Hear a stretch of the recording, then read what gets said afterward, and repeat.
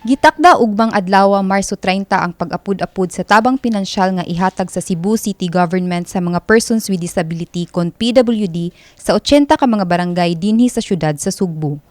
Gibutyag ni Cebu City Treasurer Marivey Reyes, 3,000 ka pesos ang ihatag sa dulan 13,000 ka mga benepisyaryo alang sa unang quarter sa tuig nga naglangkob sa mga bulan sa Enero, Pebrero ug Marso. We will be starting the disbursing of financial assistance to persons with disabilities, PWD, tomorrow, Thursday, March 30, and Friday sa barangays. And then mo continue ta sa atong finance center on next week na.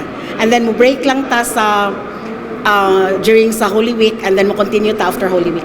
Dugang ni Reyes, adunay gigahin nga 1,000 kada bulan matag benepisyaryo, nagpasabot nga makadawat og 12,000 nga tabang pinansyal tibok tuig ang mga PWD sa Dakbayan. Ang kwarta nato is of course gikan sa atong mga taxpayers nga kanang buutan kayong sigpamayan silang buhis.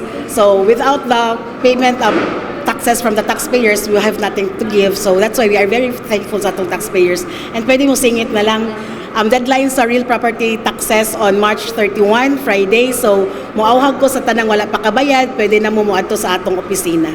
Sa laing bahin, pag-aprobar na lamang sa Cebu City Council ang ipaabot aron hingpit nga mahatag ang 15,000 pesos isip insentibo alang sa 5,000 nga kaswal o regular nga mga empleyado sa Cebu City Government subay sa Charter Day sa syudad.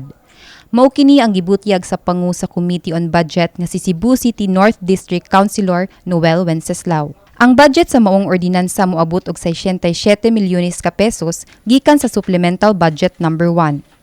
Giklaro usab ni Wenceslao nga dili Charter Day bonus ang termino niini kundi service incentives. I will report sa committee sa Budget and Finance regarding sa katong results sa atong budget hearing, no? And we need to approve also. Then we also need to approve sa katong supplemental annual investment plan, no? For that.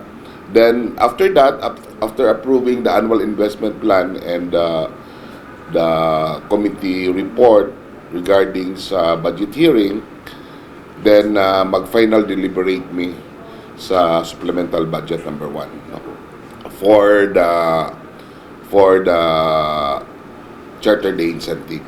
Kauban si Queenie Holigon, kini si Eli Casunzon, UPCOM intern alang sa My TV Cebu.